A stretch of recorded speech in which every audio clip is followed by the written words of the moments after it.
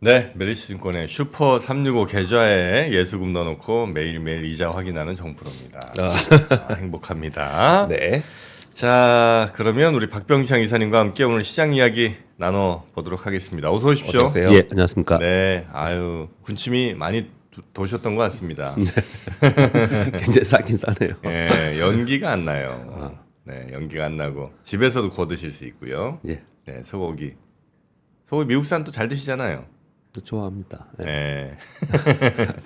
자, 그러면 우리 박병창 이사님과 함께 2025년으로 새로 리뉴얼된 네, 한번 오늘 시장 한번 들어가 볼까요?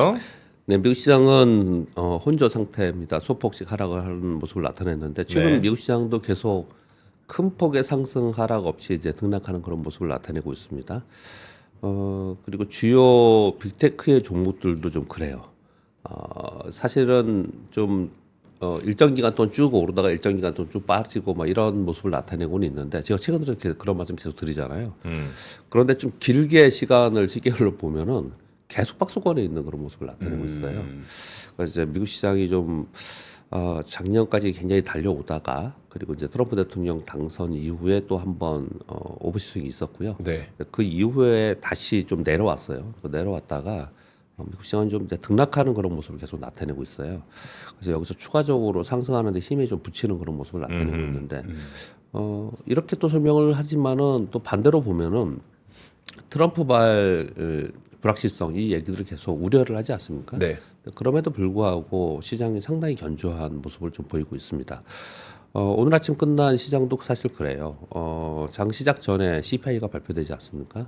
헤드라인이 3.0, 코어가 3.3%, 전월 2.9였습니다. 이게 3% 아래로 떨어진 지 수개월 됐습니다. 한 반년 됐습니다. 근데 다시 3.0으로 올라간 겁니다.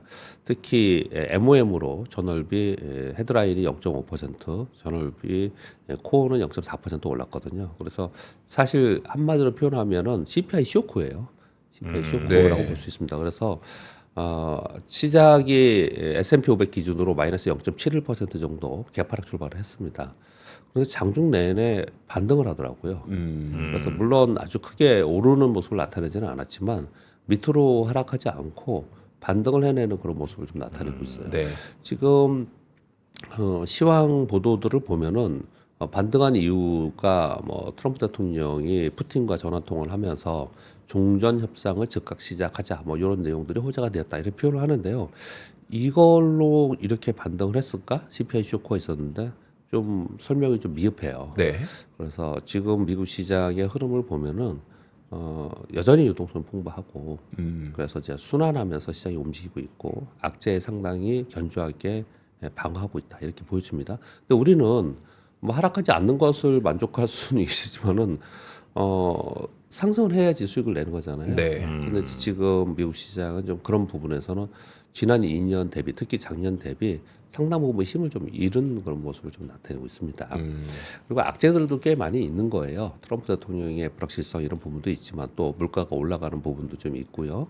그리고 주요 기업들의 실적 발표 지금 거의 다 끝났지 않습니까? 네. 그래서 제가 매일 아침에 하잖아요. 매일 아침에 어닝 미스 또는 가이던스 부진으로 인해서 개파락했다. 이 얘기를 2주 동안 계속 전해드리고 있거든요. 네. 근데 시장은 계속 견조하게 있는 상태입니다. 그러니까 상당한 유동성이 있는 거거든요.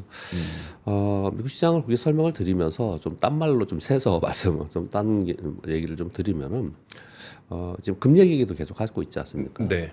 지금 이제 비트코인은 상당 부분 올랐다 약간 조정을 보이고 있는 상황이에요. 근데 금 계속 올라가고 있는 상황입니다. 그래서 우리나라는 지금 골드바 공급 지금 이제 금 중지한다 이런 얘기까지 지금 나오고 있는 상황인 거거든요. 어떤 생각이 드세요? 금이 이렇게까지 계속 올라가고 있다라는 걸 보면요. 보통 그 달러 가치가 떨어질 때 금이 더 올라갑니다. 반대 역의 방향으로 많이 움직이거든요. 그렇게 얘기하죠. 예, 근데 달러 인덱스가 지금 108까지 올라와 있는 네. 상황이에요.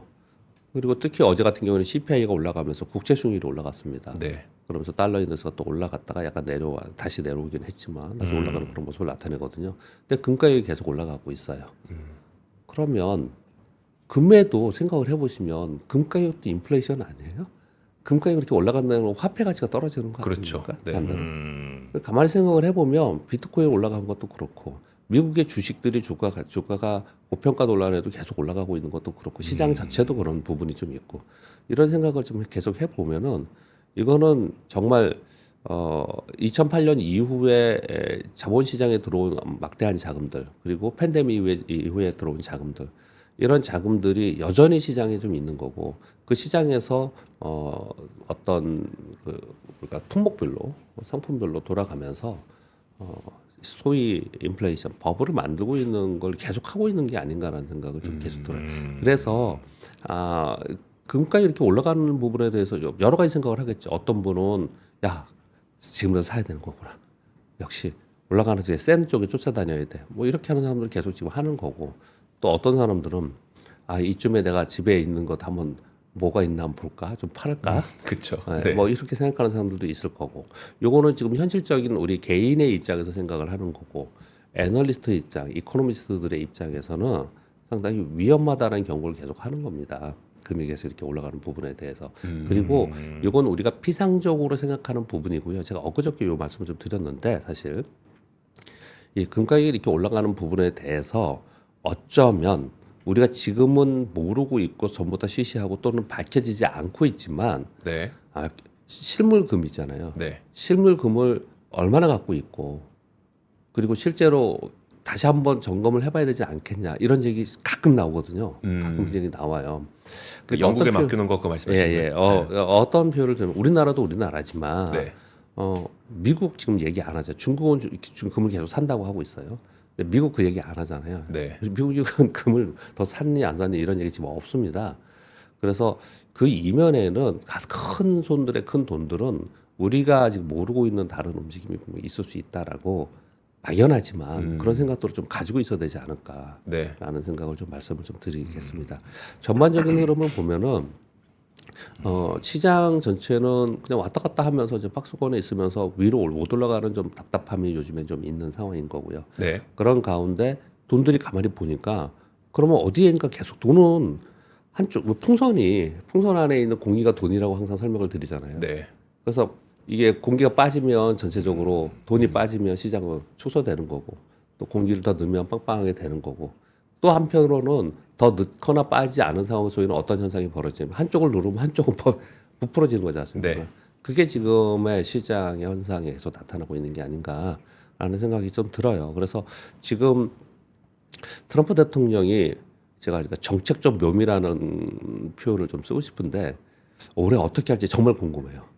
진짜 궁금합니다. 올해 이걸 어떻게 해나갈지. 정포로님 말씀을 그때 하신 것처럼 네. 트럼프 대통령이 지수가 이렇게 올라간 상태에 취임을 했잖아요. 그 여기서 더 어떻게 할지 시장은 어떻게 이걸 받치지? 미국은 주식시장이 굉장히 중요합니다. 네네. 우리나라는 국민들이 거의 대부분 부동산 투자를 하는 것처럼 그 정도의 비중을 거의 다 주식시장에 있는 거거든요. 그렇죠. 어마어마한 중요한 겁니다. 근데 트럼프 연금 대통령이 같은 것도 워낙 많이 들어있기도 하고 그렇습니다. 연금에 퇴직연금이나 이런 연금에 들어간 돈들은 그 돈을 가지고 펀드들에 들어가는데 그 펀드들이 다 주식시장에 거의 대부분 있는 거고 그게 우리처럼 개별로 막 종목 사고 뭐 ETF 사고 이런 게 아니고 거의 대부분 지수형으로 있어요. TDF에 있고 그런 것들이 있기 때문에 그게 시장을 계속 떠받치고 있는 거고 그리고 그게 계속 늘고 있는 거거든요. 근데 만약에 시장이 무너져. 네. 아니면 또 일시적으로나마 그런 현상이 벌어져. 근데 우리처럼 그럼 빠지면 거기 사고 또 올라가고 팔고 그런 게 아니거든요. 그들의 입장에서는. 그래서 트럼프 대통령의 입장에서는 상당히 우리는 맨날 지금 관세 얘기하고 뭐 이런 것만 보고 있지만은 아마 그렇지 않을 거다. 아마 그렇지 않을 거다. 이 전반적인 것들을 네. 보고 있을 거다. 이렇게 생각을 좀 합니다. 왜 이렇게 좀 길게 말씀드렸냐면 네. 제가 어제 트럼프 대통령의 워딩에서 특이한 걸 하나 발견을 했습니다. CPI가 올라갔잖아요. 네. 국제 수익률이 올라갔습니다. 지금 대놓고 국제 수익률을 낮추겠다라고 얘기를 하고 있지 않습니까? 특히 CPI 올라가면서 올라갔지 않습니까? 네. 그리고 금리나 그러면 해야겠다는 생각을 하는데 파월 의장이 말을 안 들어요. 지금 상하원 연설이 있었는데 금리나 신중하게 한다. 정치권에 치우침이 없이 하겠다. 오히려 데이터 보고 하겠다. 이렇게 얘기를 좀 하고 있는 상황이거든요. 그런 과정이 있는 상황 속에서 트럼프 대통령이 어떻게 표현을 하냐면 금리 인하를 해야 된다라고 연준의 압박을 좀 가하면서 어떤 워딩을 했냐면 관세 연동하겠다 이런 표현을 좀 썼습니다. 관세 연동이요? 도대체 뭐라는 거예요? 생각해 보세요. 금리 인하, 10년 만기 국채 수익률이 떨어지고 금리 인하를 하고 싶어하는 사람이면 관세를 올리면 안 되잖아요. 네. 관세는 물가를 부추기는 물가 상승에를 부추기는 정책이지 않습니까? 네. 그런데 관세 연동해서 금리 인하를 해야 된다 이런 표현을 썼어요. 그래서 제가 딱 들으면서 이건 저 진짜 개인적인 생각입니다. 지금 관세를 높이는 쪽만 생각하잖아요. 네. 그러니까 상호 관세라는 부분이 있기 때문에 어느 네. 순간에 이게 만약에 주식시장이나 아니면 물가나 이런 것들이 생각과 다르게 움직이면 야 몽땅 다 내리자네 밑으로 하는 거 아니야 이거? 그럴 아니 수도 생각해 있겠다. 보면 그렇잖아요. 생각해 보면은 굉장히 다른 우리가 지금 생각한 거가 다른 어떤 걸 할 수도 있겠다라는 생각이 되게 많이 들어요. 네, 네, 여러분들 워딩을 보면 그래서 올해 트럼프 대통령의 정책적인 것들이 어떻게 하느냐에 따라서 정말 많이 다르겠구나 이런 생각들이 많이 듭니다. 그러니까 시장 자체, 우린 주식시장만 얘기를 하잖아요. 저는 지금 아침에 주식시장에 좀 갇혀 있는 느낌 속에서 네. 앞으로 트럼프 대통령이 정책가 어떻게 하냐에 따라 상당히 마음이 달라질 수 있겠구나라는 것들을 그러니까 좀 정중동의의 느낌 그런 느낌이 좀 있다 이렇게 말씀드리겠습니다. 물가 뭐 얘기 잠깐 좀 해주시긴 했는데 지난 한 3년 정도 따져보면 물가는 뭐 공식적으로야 뭐 2% 3% 뭐 이렇게 오르니까 뭐 대충 뭐 한 10% 정도 올랐겠지 요 정도 느낌 요 정도 계산이 되긴 하는데 네. 실제 금 가격 그다음에 뭐 부동산 가격 그러니까. 그다음에 뭐 여러 가지 뭐 자산 가격 이런 것들 뭐 달러 이런 것들 따져보면 못해도 30%는 그냥 날라간 것 같아. 그렇죠. 네, 자산 대비하면 그냥 만약에 내가 뭐 1억을 갖고 있었으면 그냥 그게 한 3년 전 1억이면 지금도 1억이라면 한 7천만 7천 원. 정도 그렇게 떨어진 것 같아요. 예, 맞습니다. 자산이 그냥 녹은 것 같아요. 그렇죠. 네. 네. 그 왜냐면 다 돈으로 들고 올라갔으니까요. 그렇죠. 사실 아까 부동산 얘기를 안 했지만 우리는 뭐 미분양이 있고 이런 어려움이 있긴 하지만 부동산에도 계속 인플레가 발생이 되고 있었지 네. 않습니까? 음. 그런 부분들도 상당히 있어요. 그 전반적으로 좀 그런 것 같습니다. 네, 네. 그리고 이제 인플레이션 말씀하셔서 차트 하나 보여드리면요.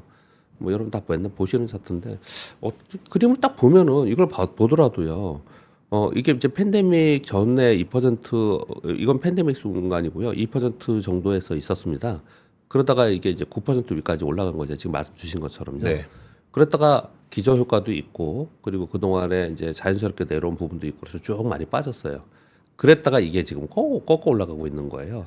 그래서 지금 연준에서는 2%를 목표로 하면서 계속 이제 정책을 펴내고 있지 않습니까?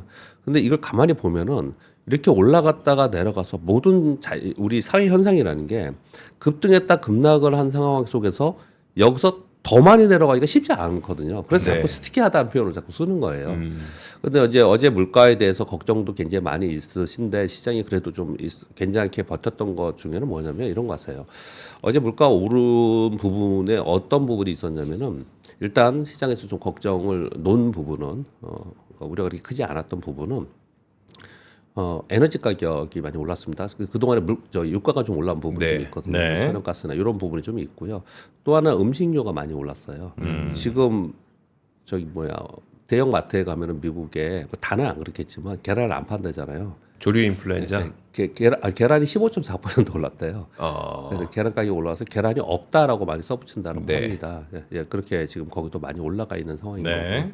그래서 음식료하고 에너지가 많이 올랐거든요.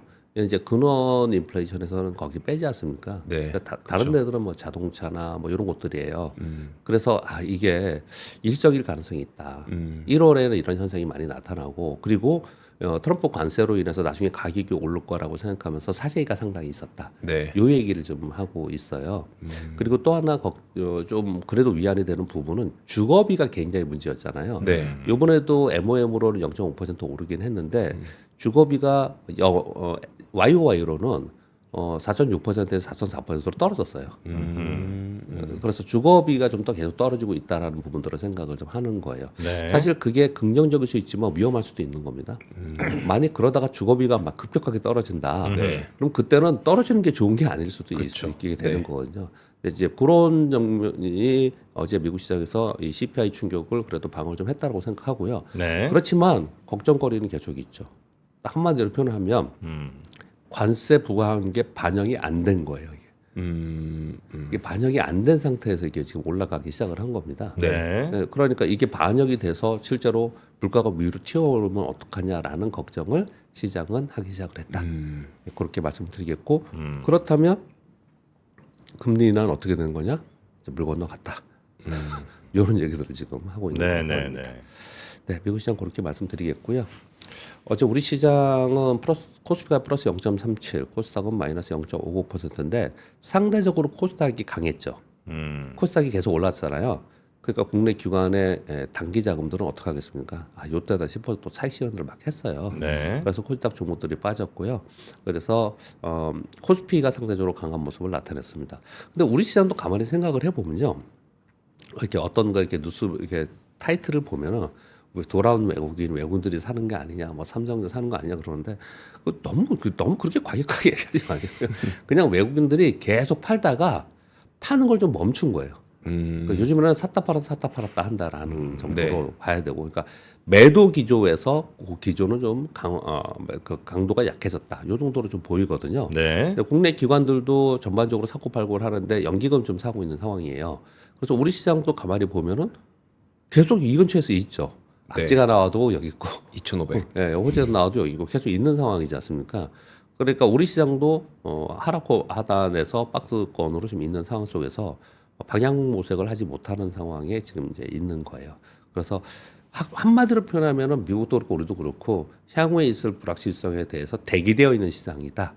그렇게 좀 보여지는데 우리 시장에서 특징이 완벽한 특징이 하나 좀 보여주고 있습니다. 그 뭐냐면 어제 가장 많이 상승한 쪽이 어디냐면 조선주하고 조선기자재, 방산, 우주항공 이쪽이 강상 보였거든요. 조선 난리 났더라고요. 예, 어저께 조선? 난리였습니다, 진짜로. 아 그래요? 진짜 뭐 미국의 15%씩. 해군함정 건조를 동맹국에서 건조를 허용할 수 있다라는 행정부의 내용들이 나온 상황 속에서 네. 이 뉴스 먼저 말씀드릴게요. 미국 상원에서 상원 의원 2명이 해안 경비대 그리고 해군 준비태세 보장법이라는 것을 2건을 발의를 했어요. 이 내용이 뭐냐면 해군의 선박 건조와 부품에 대해서 동맹국에서 건조할 수 있게 허용해달라는 이 법안 발의가 된 겁니다.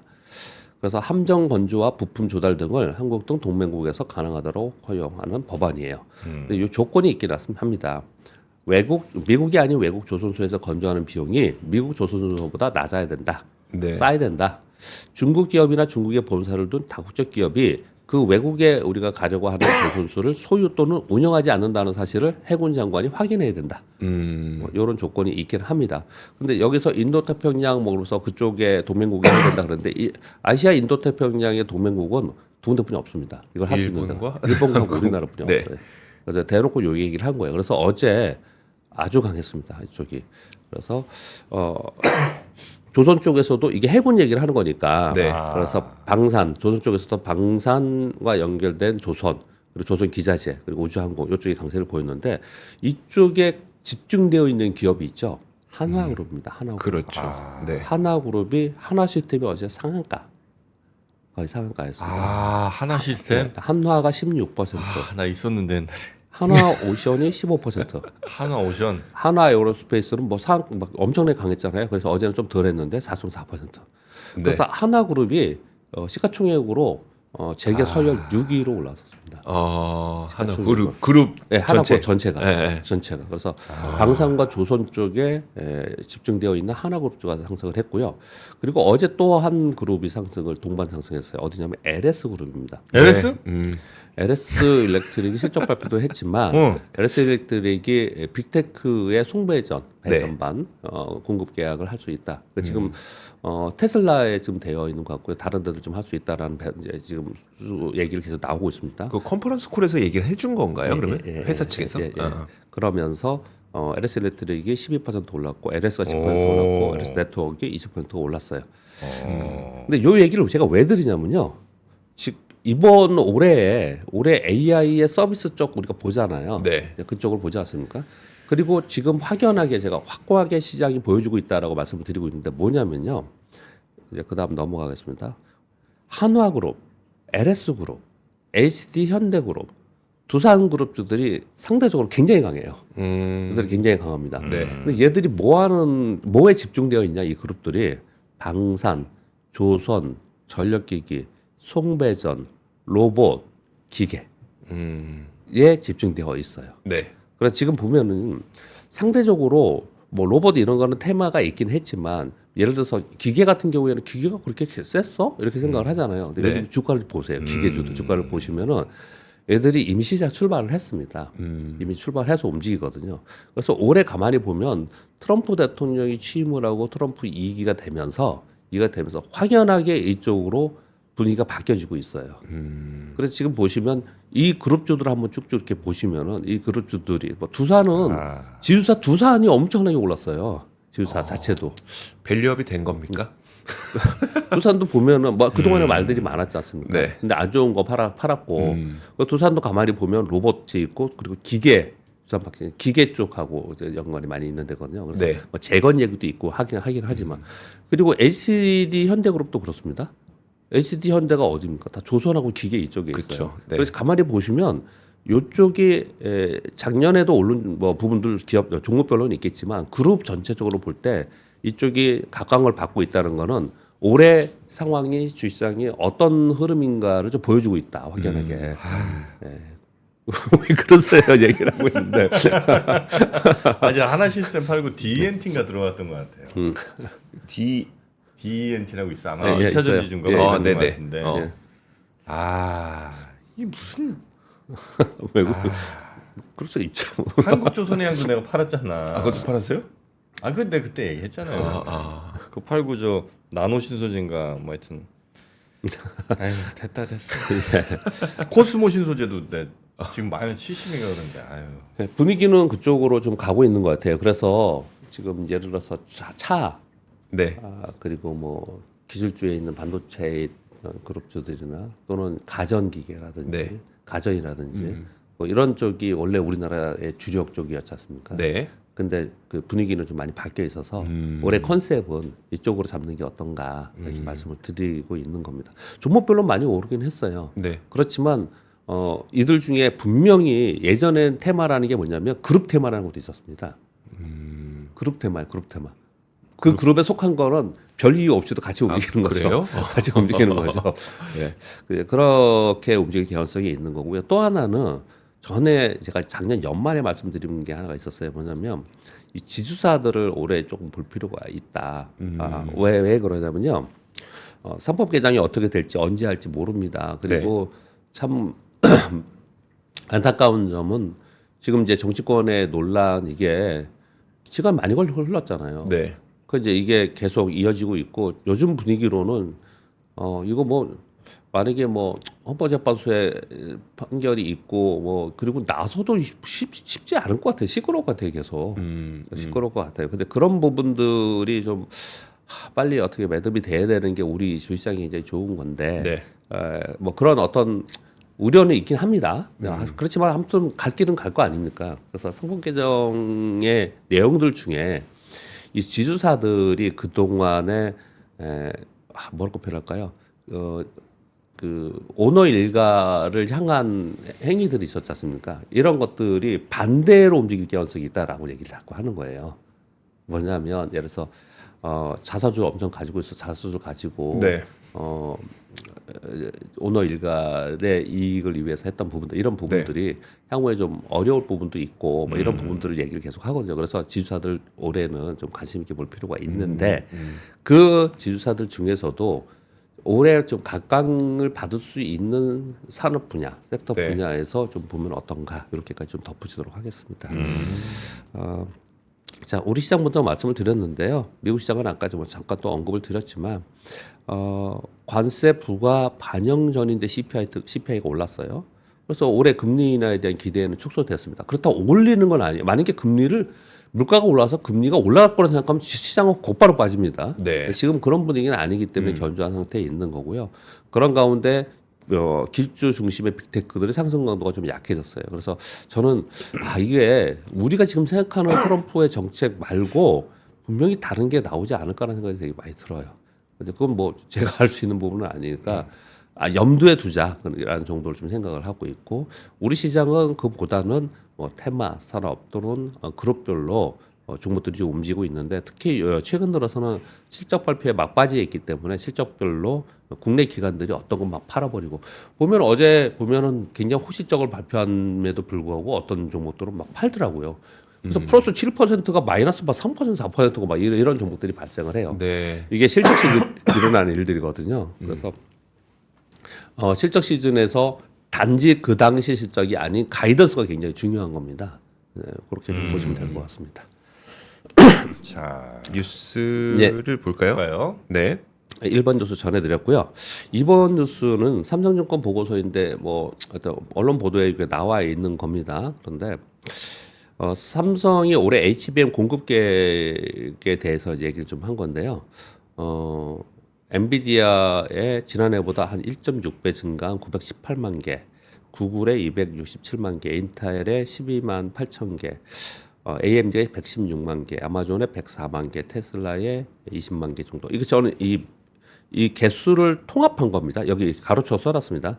각 사별로 용도에 따라서 좀 낮은 사양도 있고 높은 사양도 있고 뭐 8단도 있고 12단도 있고 그랬을 거 아니에요. 네. 근데 이걸 다 쓰기가 너무 복잡해갖고 제가 그냥 다 그냥 더해서 이렇게 써놓은 거거든요. 이렇게 좀 내놨는데 그러니까 작년에 비해서 한 5, 60%는 증가하지 않을까 이렇게 지금 보고 있는 거거든요. 네. 근데 여기서 두 가지 포인트 때문에 이걸 가져온 겁니다. 이건 이제 계획이니까 가다가 안 될 수도 있는 거고 또 뭐 기대일 수도 있는 거고 이런 거지 않습니까? 근데 뭐 때문에 이 뉴스가 중요하냐면요. 여기 보시면 엔비디아의 공급을 이제 증가할 거다라는 부분의 측면에는 한 가지는 뭐냐면 지난주에 엔비디아 관계자들이 삼성 천안 공장에 갔습니다. 네. 그랬고 왜냐하면 천안이 패키징 하는 데이기 때문에 거기 갔어요.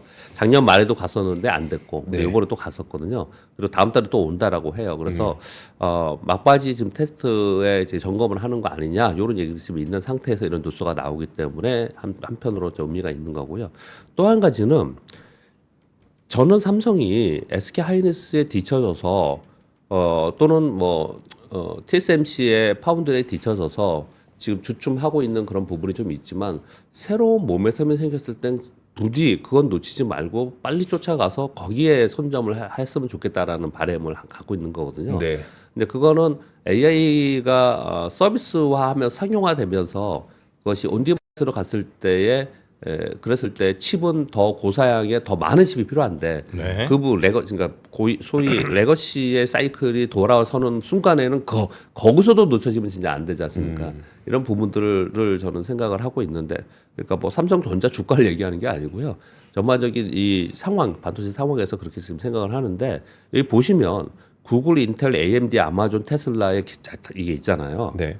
이 무슨 얘기냐면 소위 맞춤형 반도체 계속 더 증가하고 있다라는 거예요. 맞춤형 반도체. 그러니까 이 HBM이 무조건 엔비디아만 생각을 했잖아요. 네. 근데 이제 그렇지 않다라는 것들을 보여주고 있기 때문에 의미를 좀 갖는다. 네. 말씀드리겠습니다.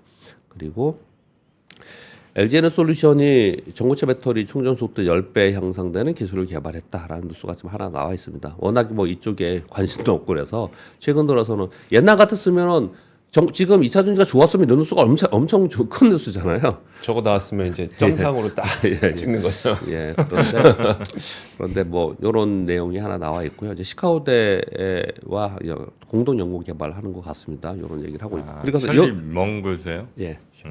근데 요걸 가져오는 거는 뭐 이게 뭐 LG에너솔루션 주가에 영향을 주겠습니까? 지금은 그렇지는 않지만 제가 가져온 이유는 자주 말씀드리는 내용인데 향후에 이 캐즘이 끝나고 2차 전지가 다시 좋아지는 배터리가 좋아지는 순간이 되면은 네.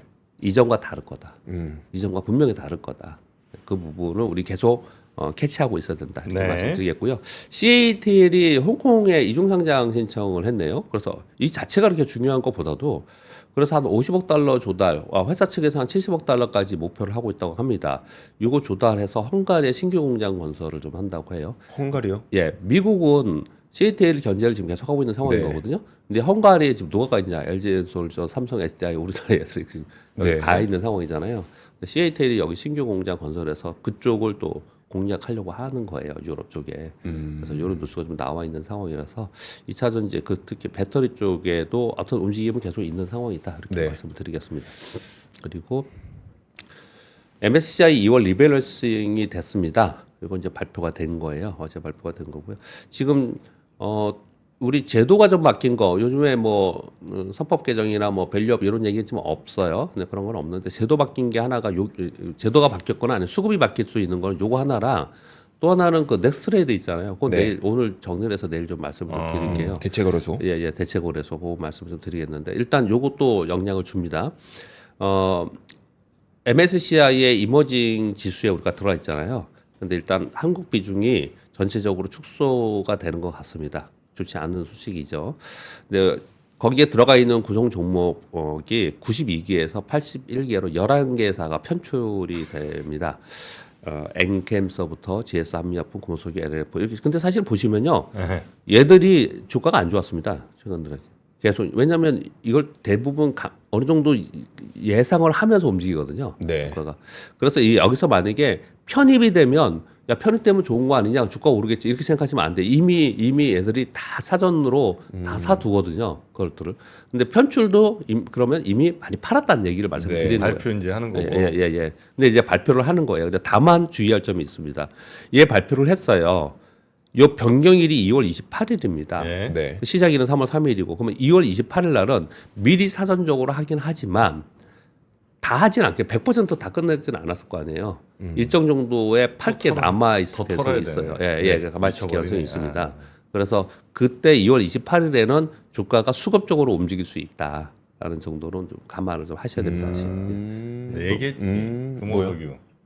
아, 금호석유? 내가 그 아, 그때 오해하시면 안 되죠. 뭐요? 그나마 다른 화학주 가운데는 낫다. 그렇지, 금호석유가 좋다는 게 아니라. 대부분 그나마 맞습니다. 대부분 애널리스트 분도 그렇게 얘기를 하죠. 예. 와, 금호석유 편출되네. 예? 더 네. 나랄까요? 전 아니, 내 그 바벨 전략 금호석유잖아요. 금호석유 본주, 금호석유 우선주 두 개를 동시에 사는 바벨 전략. 와, 두 개 다 날아가는. 난 이 방법은 없는 줄 알았어. 두 개 다 떨어질 수는 없는 줄 알았어. 와, 근데 그게 왜 바벨이 돼요? 이게 왜 바벨이냐? 네. 아, 이거 궁금해하시는 분들이 많았습니다. 같은 예, 그러니까. 금호석유하고 우선주가? 금호석유랑 금호석유 우선주죠. 예. 이게 딱 좋아 보여요. 예. 근데 이게 금호석유 같은 데는 저 배당을 그래도 꽤 하는 데일 거 아닙니까? 예. 그러면 뭐가 더 갈지를 모르겠는 거예요. 막 예. 갈 건 같은데 뭐가 예. 더 갈까? 예. 본주가 더 갈까? 우선주가 더 갈까? 예. 헷갈려요. 예. 그때 두 개를 이렇게 삽니다. 예. 그래서 우선주가 더 가면 우선주 오른 만큼을 약간 팔고 리밸런싱, 본주 다시 사고, 본주가 더 가면 본주 오른 것만큼 약간 팔아서 다시 우선주 가고, 이런 걸 제가 생각했거든요. 그러니까 사실 그 누구도 바벨이라고 한 적은 없는데 저 혼자 이제 바벨 전략이라 생각하고 산 거죠. 한숨 쉬시는 거예요 지금? 아니요, 한숨 안 썼습니다. 잘 모르겠어요. 왜 그게 바벨이 되는지. 그게 왜 바벨인지 아무도 모르더라. 이렇게 얘기해도 아무도 몰라. 그래서 하여튼 바벨 전략이 아니라 바보 전략 아니냐 이런 얘기 하신 분도 있었습니다. 네, 하여튼 그런 편출 이슈가 또 있네요. 아, 근데 한국 비중이 준다는 게 더 좀 마음 아프네요. 편입이 없고 편출만 있는 거. 편출이 더 많고 편입은 예. 적고. 아, 네, 네. 넷마블도 있었는데 차 여기 종목들 아, 저 솔직히 근데 네. 정프로님 이렇게 말씀하시지만 네. 얘기 안 한 거 다 올랐죠. 나? 예, 얘기 안 한 종목들 더 많을 거 아니에요. 아니 근데 거의 난 이제 못 참잖아요 사람이 이 기사 나오면.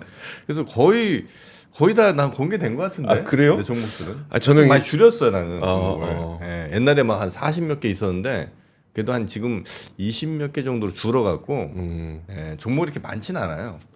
정프로님 지금 그 말씀은 이 기자님 말씀은 우리 그 주식 투자자 중에 제 주변에도 그런데 평생을 한 번도 안 깨졌다고 말하는 사람이 있어요. 그래요? 계속 자기가 다 벌었대 이렇게 말하는 사람이 네. 있고요. 그리고 제가 보면은 돈을 벌고 있는 친구인데 주식 잘하는 친구인데 한 번도 맨날 앓는 수익 소리하고. 내외야. 맨날 앓는 소리하고 맞아. 그렇다니까요. 있어요. 그게 아주 극명하게 그렇더라고요. 그래서 이런 분들이 오히려 돈 벌고 있으면서 맨날 좀 내려간 것 같고 맨날 이렇게 앓는 소리. 야 보여줘? 볼래 한번? 마이너스 70짜리 한번 보여줘? 와, 나 진짜. 알겠습니다. 예. 자, 우리 박병창 선생님 여기서 보내드리고요. 예. 얼른 권순우 팀장 모셔서 모시도록 하겠습니다. 한번 이야기 들어보겠습니다. 고맙습니다. 감사합니다. 감사합니다.